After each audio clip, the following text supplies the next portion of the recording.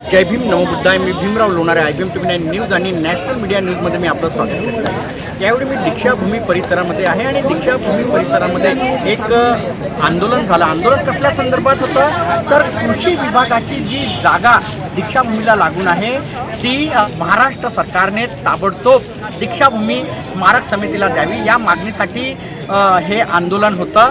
आणि मी ती जागासुद्धा दाखवेल की ती जागा म्हणजे दीक्षाभूमीला लागून कुठे आहे ती जागासुद्धा मी तुम्हाला दाखविणार आहे. आमच्यासोबत काही उपासक सुद्धा आहेत जे आंदोलनामध्ये सहभागी झालेले होते. आपण त्यांच्या भावनासुद्धा आपण जाणून घेऊ. मी विशाल आर्यबोधी. दीक्षाभूमीला CICRची जमीन म्हणजे जे कृषी विभागाची जमीन आहे दीक्षाभूमीच्या उत्तर दिशेला ज्या जमिनीमुळे ज्या कार्यालयामुळे गेल्या अनेक वर्षापासून दीक्षाभूमीच्या उत्तर दिशेला असलेला जो गेट आहे, दरवाजा आहे, रस्ता आहे जो बंद आहे त्या गेटला सुरू करण्यात यावं. ती जमीन विकासाच्या आराखड्यामध्ये यावी. शासन ज्या पद्धतीने म्हणते की दीक्षाभूमी दर्जाचा पर्यटन क्षेत्र व धार्मिक क्षेत्र आहे त्यानुसार शासनाने फक्त आमचा पैसा दीक्षाभूमीला देऊ नये तर शासनाची जमीन जी आहे ती सुद्धा द्यावी आणि या दीक्षाभूमीचा साजेसा भव्य आणि दिव्य विकास करावा या डिमांडला घेऊन आज आम्ही इथे आंदोलन केलेलं आहे. बौद्ध उपासक आहेत आणि उपासिका सुद्धा आहेत. यांच्यातर्फे आंदोलन करण्यात आलेलं आहे आणि मागणी एक वर्षापासून केली जात आहे की दीक्षाभूमीला लागून जी कृषी विभागाची जागा आहे ती दीक्षाभूमी स्मारक समितीला देण्यात यावी. भाऊ, आपका परिचय देके बताइए आज किस विषय को लेकर आंदोलन था आपका? मैं पूज्य भजन तारे नागार्जुन सुरेश इनका उपासक कार्यकर्ता हूँ. रवि शेंडे धम्मसेना माजी शहर प्रमुख था. आज का जो आंदोलन है ये ICAR कृषि की ज़मीन जो है कृषि डिपार्टमेंट की ये कोई उपयोग में नहीं है. इसका उपयोग दीक्षाभूमि पे होना चाहिए जिसका विस्तार और प्रचार प्रसार पूरे देश में ही नहीं पूरे वर्ल्ड में होना चाहिए. इसके लिए ज़मीन अति आवश्यक है. उसके लिए आज का ये आंदोलन था. लेकिन मेरा सवाल ये है कि आप 70 साल से दीक्षाभूमि का प्रबंधन कर 70 साल हो गए. आप ही लोग अध्यक्ष है, आप ही लोग सब कुछ है, आप ही लोग सचिव है, महासचिव है.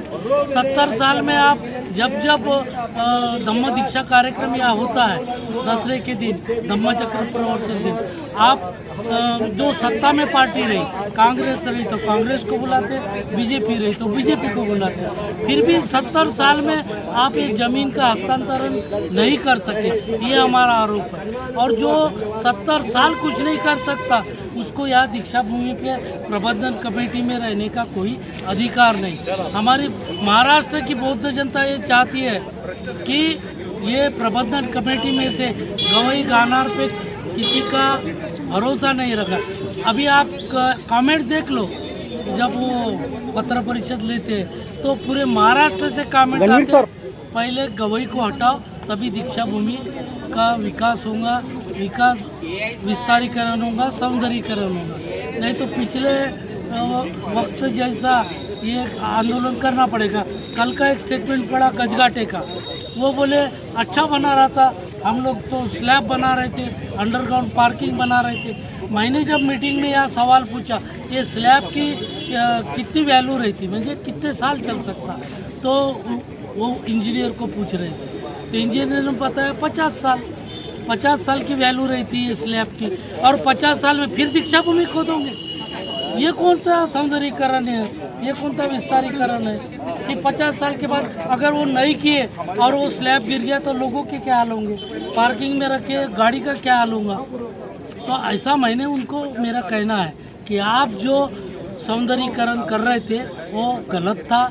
पब्लिक का रेटा आया, पब्लिक ने बोला ये गलत है. ऐसा कोई भी ये वर्ग का ये नहीं है. जो ए वर्ग के जो ये होते देवस्थान जो होते जो भी ये वर्ग के उसमें अंडरग्राउंड पार्किंग कहाँ है मेरे को एक भी जगह बता दो. आपकी मांग क्या है? हमारी मांग है कि ICAR की ये खुली ज़मीन CRCI की ये ज़मीन दीक्षाभूमि को सौंपनी चाहिए सरकार ने. 70 साल हो गए, आप क्यों नहीं इतनी ज़मीनें आप दे देते हो, 1-1 रुपए के लीज पे बिल्डरों को दे देते हो, बिल्डरों का हजारों करोड़ का कर्जा माफ़ कर देते हो. खाली दीक्षाभूमि के लिए नहीं कर सकते. जिस प्रकार से हम लोग हम किसी धर्म को नाम नहीं रखते। अभी कुंभ मेला आ रहा है 27 में, वहाँ पे 15,000 करोड़ का प्रावधान पहले ही महाराष्ट्र सरकार ने कर चुका है। तो यहाँ पे लाखों लोग आते हैं ये धम्म चक्र के दिन। तो यहाँ अखाड़ों जो रहते हैं उनको उन्होंने डोनेशन दिया है, उनके पास पैसा दिया। तो यहाँ पे बुद्ध विहार है, जो रजिस्टर्ड बुद्ध विहार है, उनको आप मदद करके आने वाले लोगों, करोड़ों लाखों लोगों की सुविधा के लिए 100 करोड़ नहीं दे सकते, वहाँ 15,000 करोड़ दे सकते हैं कुंभ मेला में। तो दीक्षा भूमि के लिए हर साल 100 करोड़ देना क्या मुश्किल की बात है। तो ये ज़मीन जल्द से जल्द मिलना चाहिए, ICAR की ज़मीन, ये हमारी डिमांड है। और ये नहीं मिली तो इसके लिए बहुत बड़ा आंदोलन किया जाएगा। पंत सुरेश ससाई के नेतृत्व में जब वो अभी भी दीक्षा भूमि स्मारक समिति के अध्यक्ष है तो भी वो नेतृत्व करेंगे। ये ज़मीन हमारे दीक्षा भूमि को मिलना चाहिए ताकि इस बौद्ध धर्म का प्रचार प्रसार और इसका पूरे देश में और विदेश में इसका प्रचार प्रसार होना चाहिए। इसके परिचय द्या। नमो बुद्ध, जय भीम। मी राकेश धारगाव। आज आम्ही इथे सर्वजण जमलो आहे। आज दीक्षाभूमीसाठी अतिरिक्त जागेच्या मागणीसाठी जी कॉटन रिसर्च करण्याची जागा आहे त्या जागेच्या मागणीसाठी। पण तुम्ही बघून घ्या की आता पुढच्या वर्षी नाशिकमध्ये कुंभमेळा आहे, काही लोक तिथे येणार आहेत, त्यासाठी सरकार हजारो करोडचा बजेट त्यामध्ये देते। पण पवित्र दीक्षाभूमीला प्रत्येक वर्षी लाखो लोक इथे येतात, दर्शनाला येतात, पण त्यांच्या व्यवस्थेसाठी कुठली काँग्रेसची सरकार असो की भारतीय जनता पार्टी, दोन्ही सरकारने आंबेडकरी जनतेला छेडलेलं आहे आणि त्या विरोधात आजचं हे आंदोलन। सोबतच दीक्षाभूमी स्मारक समिती ज्यांच्या अंडरमध्ये आहे, आज समाजाचाही त्यांच्यावर विश्वास नाही। कारण की आज तुम्ही बघितलं असेल, कारण की आज आंदोलनामध्ये ज्यावेळेस दीक्षाभूमी स्मारक समितीचे जे नवनियुक्त पदाधिकारी इथे आले होते त्यांच्याही आज लोकांनी निषेध इथे केलेला आहे। तर समाजानेही समजून घ्यायला पाहिजे की आता जी नवीन लोकांची जी भावना आहे की ही काँग्रेस सरकार विरुद्ध आहे, भारतीय जनता पार्टी विरुद्ध आहे, सोबतच इथली स्मारक समिती आहे त्यांच्या विरोधातही ही सर्व समाज उभा आहे। तर या सर्वांनी आता समजून घ्यायला पाहिजे आणि लोकांच्या मागणीनुसार दीक्षाभूमीचा विकास केला पाहिजे।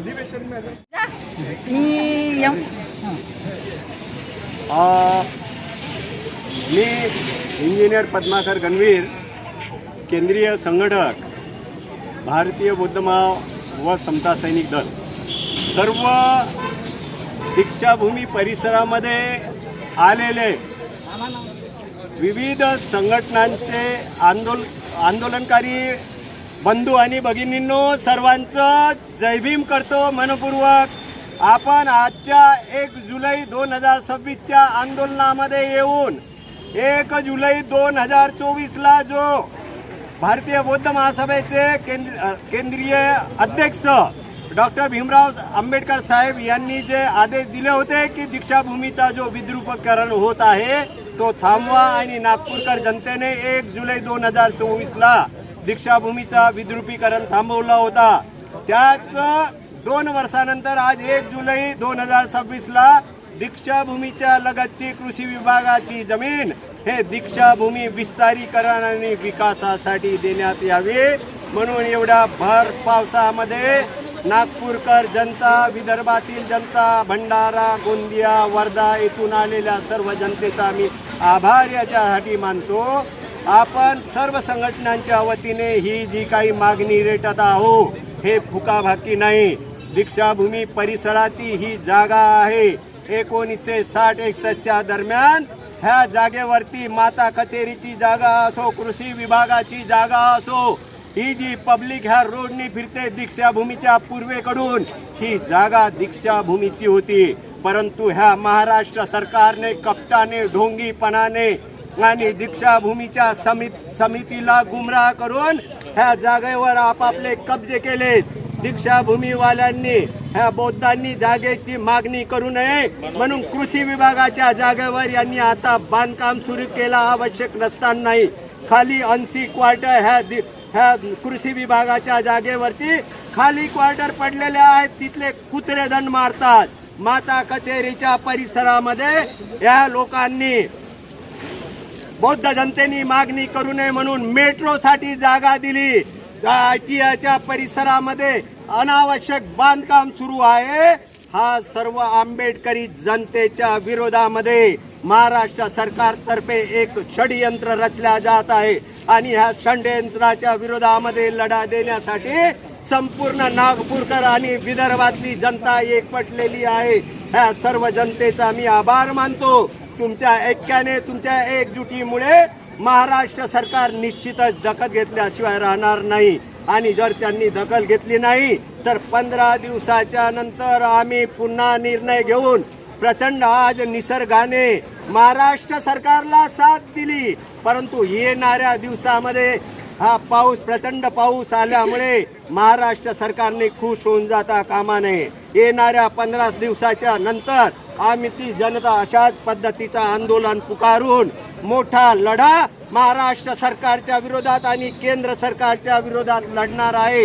याची दखल महाराष्ट्र सरकारने, केंद्र सरकारने घ्यावी, कारण कृषी विभागाची जमीन ह्या बुद्ध भूमीला मिळू नये, दीक्षाभूमीला मिळू नये, बौद्धांना मिळू नये म्हणून यांनी महाराष्ट्र पंजाबराव कृषी विभागाच्या अंतर्गत असलेली जमीन केंद्र सरकारच्या कृषी विभागाला दिली। ती आम्हाला मान्य नाही। त्यांच्याकडून जे लीज दिली ते लवकरात लवकर काढून घ्या आणि ती कृषी विभागाची जागा लवकरात लवकर दीक्षाभूमीच्या विकासाकरता हस्तांतरित करा, अशी एक आमची मागणी आहे, असं आव्हान आहे। आपण लवकरात लवकर त्याची पूर्ती करावी अशा ह्या प्रचंड उपस्थित जनसमूहाच्या समोर मी मागणी करतो। जय भीम, नमो बुद्धाय।